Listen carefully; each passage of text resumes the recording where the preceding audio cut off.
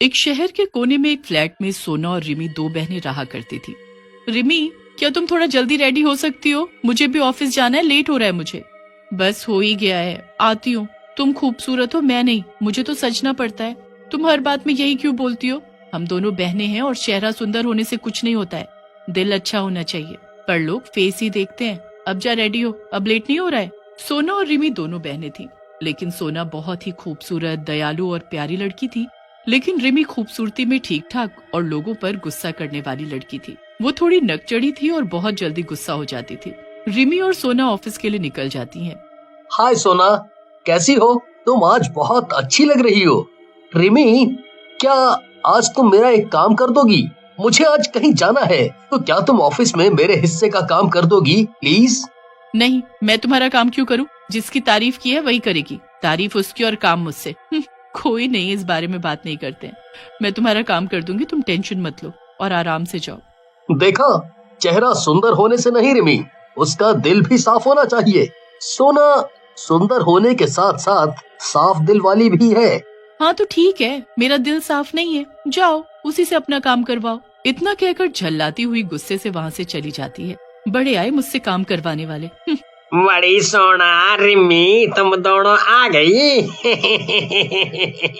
चलो बाबा, अब जल्दी जल्दी काम करो, वरना मैं तुम दोनों को नौकरी से निकाल दूंगा। फिर मांगते रहना काम है, घूमती रह जाओगी, लेकिन कोई काम नहीं देगा तुम लोगों को। सोना और रिमी का सेठ एक नंबर का खड़ूस और लालची था और पैसे के लिए अपने काम करने वालों से बहुत काम करवाता था। जी सेठ जी, और चुप होकर काम करने लगती है। सेठ जी, हम काम करते हैं, इसका मतलब ये नहीं कि कुछ भी बोलोगे आप और हम सुनेंगे। बड़ी रिमी, ठीक से बात करो, वरना क्या, निकाल देगा ना मुझे? हाँ तो निकाल दे। तो जैसे सेठ को तो मार देना चाहिए। रिमी चुप हो जा, कुछ भी मत बोल, वो हमारी सर है। तू चल यहाँ से। सर माफ करना इसको, इसका मूड खराब है आज। सोना रिमी को लेकर वहाँ से चली जाती है। इस खड़ूस के साथ तो कुछ करना ही पड़ेगा। सबके घर चले जाने के बाद सेठ अपनी दुकान बंद कर रहा होता है। तभी दुकान की लाइट चली जाती है और सेठ जी के चीखने की आवाज आती है। अगली सुबह जब सब दुकान पर आते हैं तो देखते हैं कि सेठ की गर्दन टेढ़ी और हाथ पैर मुड़े होते हैं और वो वहाँ पर लाश बनकर पड़ा होता है। उसका बेटा भी आकर वहाँ रोने लगता है। तभी उसको किसी से कल हुई सेठ और रिमी के बीच की लड़ाई का पता चलता है, तो वो रिमी के पास जाता है। तुम कल मेरे पापा से झगड़ी थी, क्या ये सब तुमने किया है? नहीं, मैंने सिर्फ धमकी दी थी, मैंने ऐसा कुछ नहीं किया है। बहुत पूछताछ करने पर भी रिमी के खिलाफ कुछ नहीं मिलता। कुछ महीने बीत जाते हैं, पर सेठ का बेटा अभी भी उसी पर शक करता है और उसका पीछा करने लगता है। एक दिन लगता है सोना और रिमी निकल गई हैं। मैं भी इनके पीछे जाता हूँ। वैसे भी पिताजी की मौत के बाद कितने केस हो गए हैं ऐसे। सोना और रिमी के घर पर जाकर सेठ का बेटा छुप जाता है। वो रिमी और सोना को घर के अंदर जाते हुए देखता है, पर कुछ देर बाद ही वो सोना को बाहर आते हुए देखता है। बस कोई मिल जाए, ये खूबसूरत होने के लिए क्या क्या नहीं करना पड़ता। फिर वो एक आदमी को देखते हुए एक चुड़ैल में बदल जाती है और हवा में उड़ने लगती है और उसके पैर भी टेढ़े हो जाते हैं। फिर वो चिल्लाकर उस आदमी के ऊपर कूद जाती है और आदमी को मार देती है। ये सब सेठ का बेटा देख लेता है।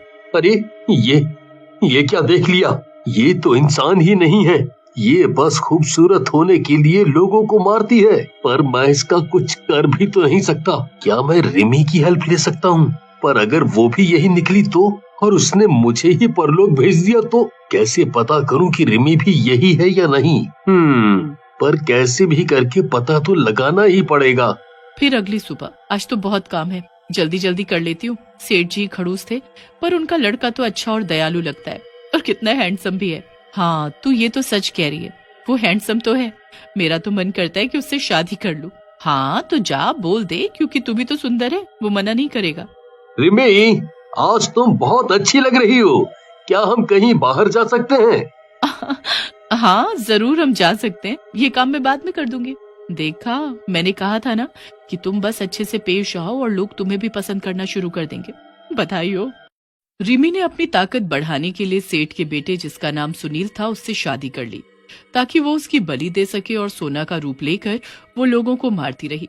पर जैसे ही सेठ के बेटे को ये पता चला, उसने सोना को आजाद कर उसकी मदद से रिमी को कैद किया। सेठ का बेटा सुनील अब सोना को पसंद करने लगा था पर सोना भी एक चुड़ैल ही थी।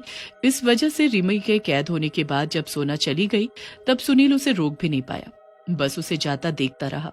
इतने महीने बीत गए, पता नहीं सोना कहाँ होगी, कैसी होगी। मुझे तो ये भी नहीं पता कि सोना के दिल में मेरे लिए प्यार था भी कि नहीं।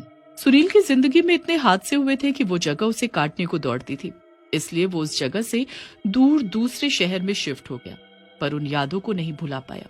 सोना के जाने के बाद कितना सूना सूना लग रहा है। अच्छा ही हुआ कि मैं वो शहर छोड़कर यहाँ आ गया। वैसे भी अब वहाँ कुछ नहीं रहा, ना ही पापा, ना ही रिमी और ना ही सोना। यहाँ से अपने जीवन की एक नई शुरुआत करूँगा। इतना बोलकर सुनील अपनी नई दुकान पर चला जाता है। पूरा दिन काम करने के बाद सर, इतना सामान बिक गया है, इसका हिसाब करके बताता हूँ। ठीक है, हिसाब करके शॉप बंद कर देना। मैं अब घर निकलता हूँ, तुम भी काम करके चले जाना। ठीक है सर, बस ये हिसाब कर लूं फिर निकल जाऊंगा। मन कर रहा है कि एक बार उसी शहर में वापस जाकर सबसे मिल लूं, और वैसे भी रिमी के जाने के बाद उस जगह सब ठीक होगा। लेकिन उसको कोई अंदाजा नहीं था कि वहाँ क्या चल रहा है। इधर जिस बोतल में रिमी को कैद किया गया था वो बोतल एक आदमी को मिलती है। ये क्या, इस बोतल में क्या चमक रहा है? लग रहा है कि मिट्टी में थी ये, बारिश की वजह से ऊपर आ गई है। इसको उठा लेता हूँ, इतना चमक रहा है कुछ अच्छा ही होगा। घर जाकर चुपचाप खोलता हूँ, क्या पता खजाना हो जिससे मैं माला माल हो जाऊं। तू बस एक बार मुझे खोल तो सही, उसके बाद मैं बताती हूँ कि मैं क्या अच्छी चीज हूँ। ये लोग घर भी आ गया। चल अंदर जाकर अपनी जानू को दिखाता हूँ। अरे सुनती हो, देखो मुझे क्या मिला है। अरे कहाँ हो? ऐसा क्या लाए हो तुम कि सर घर पर उठा लिया है? क्या कीमती चीज है, बोलो। देख, इस बोतल में कितनी चमकती चीज है। इसको अभी तोड़कर निकाल लेते हैं। हाँ, चमक तो बहुत रही है। चमक की वजह से दिख भी नहीं रहा है कि अंदर क्या है। दोनों मिलकर बोतल तोड़ देते हैं और रिमी हंसते हुए बाहर आ जाती है। वाह, मैं आजाद हो गई, इतनी खुशी, मजा आ गया। अब मुझसे सुनील और सोना को कौन बचाएगा? ये क्या हुआ? तुम कौन हो? क्या तुम जिन हो जो अब मेरी गुलाम हो? तो सुनो, मैं बहुत अमीर होना चाहता हूँ। हाँ, फिर तो मुझे भी नौकर चाकर चाहिए और गहने, साड़ी और बहुत कुछ। चुप करो तुम दोनों, मैं कोई जिन्न नहीं, चुड़ैल हूँ, और तुम दोनों की मौत भी। इतना एहसान किया है तुम दोनों ने मुझ पर, मैं क्या करूँ? मैं तो एक चुड़ैल हूँ ना, और अपनी ताकत के लिए मुझे तुम लोगों को तो मारना ही होगा। ये सब तुम्हारी लालच की वजह से हुआ। अगर तुम लालच की वजह से इसे ना लाते और मैं भी लालची ना बनकर तुम्हें इसे तोड़ने को ना बोलती तो कितना अच्छा होता। हाँ, लालच तो बुरी चीज है ही। अब तुम दोनों की बारी है, सुनील और सोना। इधर सोना को एक आभास होता है। ये क्या हुआ? लगता है रिमी को किसी ने आजाद कर दिया। अब क्या होगा? मैं उसका पता क्यों नहीं लगा पा रही हूँ? लगता है उसकी ताकत बढ़ गई है। मुझे सुनील को बचाना होगा वरना वो उसे मार देगी। उसकी शॉप का नंबर क्या है? एक बार कॉल करती हूँ कि वो ठीक है या नहीं, और रिमी के बारे में भी बोल दूंगी। लग गया। हेलो, क्या मैं शॉप के मालिक सुनील से बात कर सकती हूँ? नहीं, आप उनसे बात नहीं कर सकती। आपको क्या काम है? आप मुझे बोल दें, मैं उनके आने पर उनको बता दूंगा। नहीं, कोई बात नहीं है, बस आप उनको बोल दीजिएगा कि सोना का फोन है। वैसे वो कब तक आएंगे? वो 3 दिन में आ जाएंगे। वो अपने पुराने शहर गए हैं। क्या? पुराने शहर? और वो 3 दिन में आएंगे? पर मुझे उनसे कुछ बहुत जरूरी बात करनी थी। क्या आप उनका नंबर दे सकते हैं?